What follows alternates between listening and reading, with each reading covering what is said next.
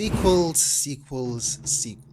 The PlayStation 4 generation was defined by undeniable masterpieces. On the other hand, the PlayStation 5 has given us safe, predictable iterations. We are starting to see the chilling complacency of success. You ever play a game and think, wow, this is amazing, now I hope the sequel does exactly the same thing.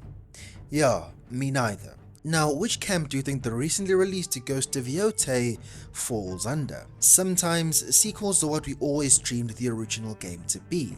Sometimes there is such a generational leap that it's dumbfounding how we found any enjoyment from the original in the first place. And then sometimes, well, to be more accurate, many times, the game and the sequel is just more of the same. But this time with a new character, new story, and map. The focus of this video will be talking about the group of sequels released in the Sony gaming universe, particularly all the big hits that defined the PlayStation 4 and Xbox One era.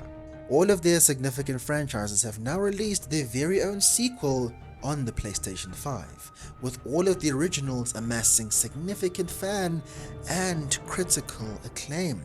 But I'll have to be really honest with you, none of these sequels in my opinion have hit the spot. Neither of them blew me away, and none of them were able to creep close to the heights of the original. I'm talking about God of War Ragnarok, I'm talking about Spider-Man 2, Ghost of Yōtei, and horizonforbiddenwest. These are just a few. And please take note, don't run to the comments with flying and flinging insults. These games are not bad, far from it to be actually accurate. They are the epitome of AAA excellence, but something is missing. In this video, I'll break down exactly what it is these sequels do, their mistakes, and compare them to other sequels that make impactful improvements or changes to the overall gameplay experience. More of the same is definitely not enough for me, nor should it be enough for you. Meaningful change or meaningful improvement should be the standard for every single sequel that is released in 2025 and onwards. The price goes up, but the quality stays the same. We need to hold them accountable.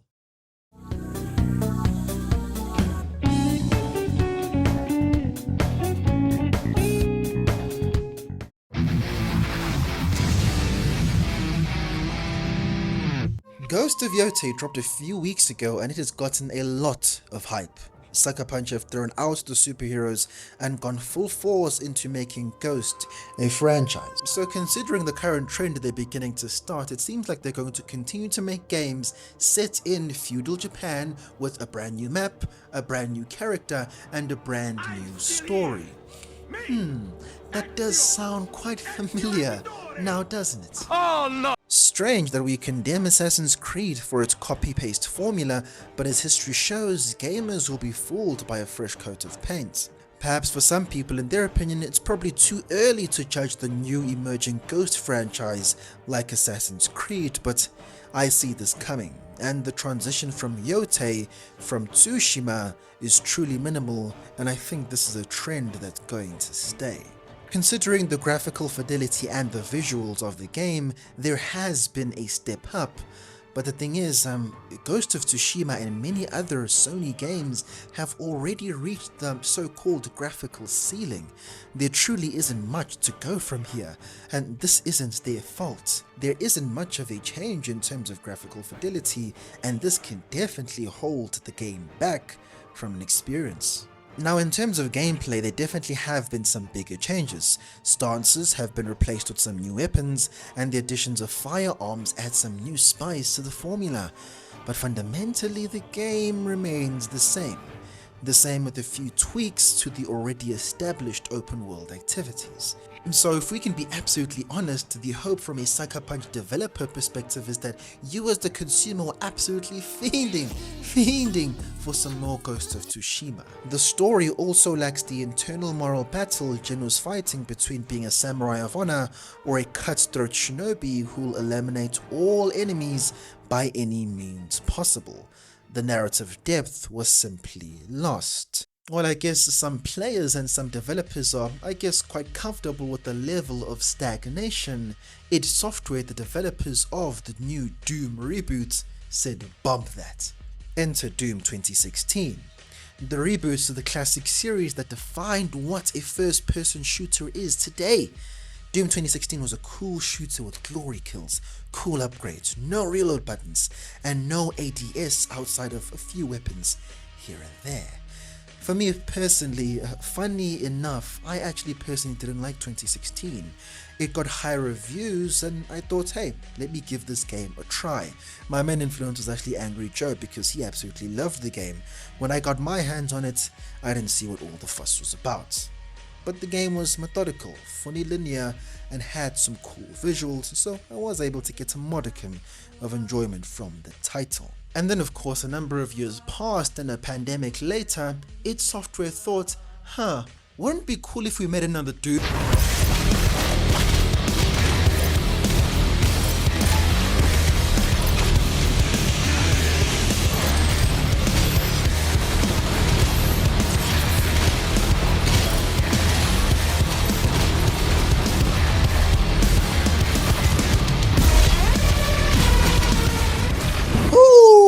Doggy man, dude, Doom Eternal in my personal opinion was still and absolutely and utterly truly robbed of the Game of the Year award in 2020. It was at most the best and least controversial game of 2020 considering all the controversy that surrounded Tsushima and The Last of Us Part 2. It absolutely hit the mark in every single area in which gamers truly care about. Doom Eternal is probably one of the greatest blueprints of how to do a sequel. Keep elements and the foundations of the original, build upon them and give the player a completely new experience with the same tools. Graphically, there is an improvement, but not much. For their current tech, like Yōtei, the ceiling was very close. So if you can't improve there, well, maybe improve on the story. Well, Eternal had more of a story and they did put more effort into the writing, but that is debatable. It was just okay. Some in fact actually preferred the eerie and scary vibe that 2016 had, so that's not where, in the community's perspective, where they really improved. So where did they improve? It was the gameplay. The most important part of the title, the gameplay. If the game speed of Doom 2016 was about 75%, Doom Eternal cranked that up all the way to 200%. The Doomslayer took a line of coke, shot up a strong dose of heroin into his veins, and he was zipping and zooming and humbling marauders left and right. Huge traversal upgrades compared to the original. It wasn't just fun to shoot enemies anymore, but moving around and avoiding damage was part of the combat experience. Not only was Doom Eternal an infinitely progressively exciting game, you got better with time. It's rare for a single player game to raise your skill level as you play. There weren't any significant difficulty spikes. Well, maybe you could say the Marauder fight, but it was truly progressive. The game also forced you to kind of use every single gun in your rollout due to the ammo allocation. They added a boost, they added a grapple hook, they added revamped gameplay out of combat with great arcade platforming and improved level design with a few puzzles here and there. So I said all of that stuff about Eternal, so what was changed in Ghost of Yōtei? Oh, just a few more button prompts to the bamboo slice. Come on, dog. Hey, bro, come on now, dog. Bro. My guy, id Software don't rest on their laurels. My guy, they've even done the same with the finale to their trilogy, Doom the Dark Ages.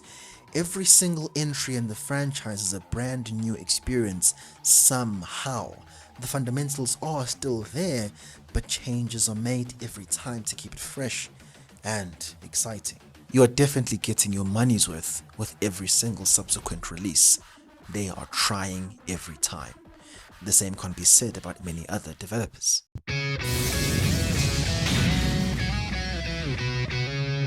Now, let's head on over to another example.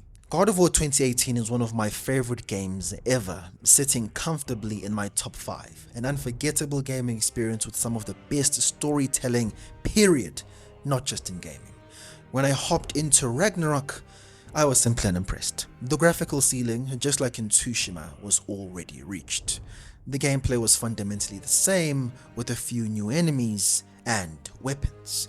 The new maps and regions were cool, but since everything was so familiar, everything in my personal opinion rested on the quality of the story. If 2018, God of War 2018 was for example a 10 out of 10 from a narrative perspective, I'd say God of War Ragnarok was something much closer to a 6.5 or a 7 out of 10. In my personal opinion, from a narrative perspective, it failed to live up to the climax Ragnarok was supposed to be. The gods who were shrouded with so much hype and mystery in 2018, when we finally got to see them in Ragnarok, simply looked shorter in person, in more ways than one. The peaks reached in God of War 2018 were far higher than in Ragnarok, and it was supposed to be the other way around. So, the gameplay is fundamentally the same. The story also doesn't really hit the spot. Now what? This is when Batman takes the spot and shows even the greatest deities and gods how it's done. Batman Arkham Asylum. This title revolutionized the superhero games forever, showing that 3D superhero games can definitely be done at a high level while telling a mature story in a semi-realistic world. Arkham's combat and stealth model has been copied even today if we look at titles such as Spider-Man and many others. It has a solid story and cool visuals with a very linear game design. Then Arkham City gave us the real Batman experience, with a new level design structure through the use of the open world. Batman could finally spread his cape and explore the city, spreading his crime-fighting wings. With just the addition of being able to traverse the city with your grappling hook and glider, my guy, that was fun enough for a lot of players. Not even counting the cool random encounters and side quests that involved the open world too. But the level design of the original was still there when entering buildings for story mode.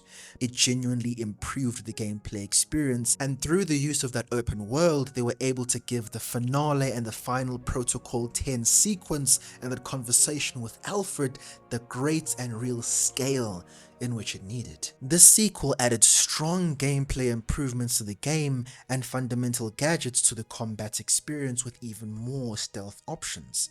Unlike Ragnarok, Arkham City's story wasn't just more of the same or a step down. It's one of the best stories in gaming history. Hugo Strange launching Protocol 10 is absolutely a legendary moment, and Batman and Alfred debating on whether to save Talia al Ghul or saving Gotham City is definitely a pivotal point.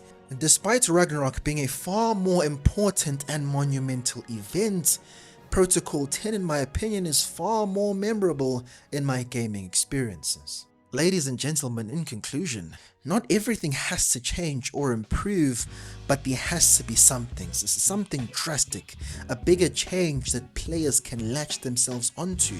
For example, in Kingdom Come Deliverance 1 to Kingdom Come Deliverance 2, it was the polish. The first game, my G, was definitely a buggy mess, and the sequel was the game the original was supposed to be, with improved gameplay, improved mechanics, and thievery and other systems being improved upon and made more realistic. My god, the improvements to the thieving system alone is enough for me to get crazy excited. Everything fell into place. And this isn't even mentioning the improvements they made into the world design and adding multiple regions. The sequel has to do something, man. It has to change or drastically upgrade. Since we can no longer do it graphically, a new muse has to be found. It has to be mechanical. Improvements need to be made, and stagnation cannot be accepted because the price definitely will not stagnate. I'm Explicit Stage and I'll see you on the next video. Till next time.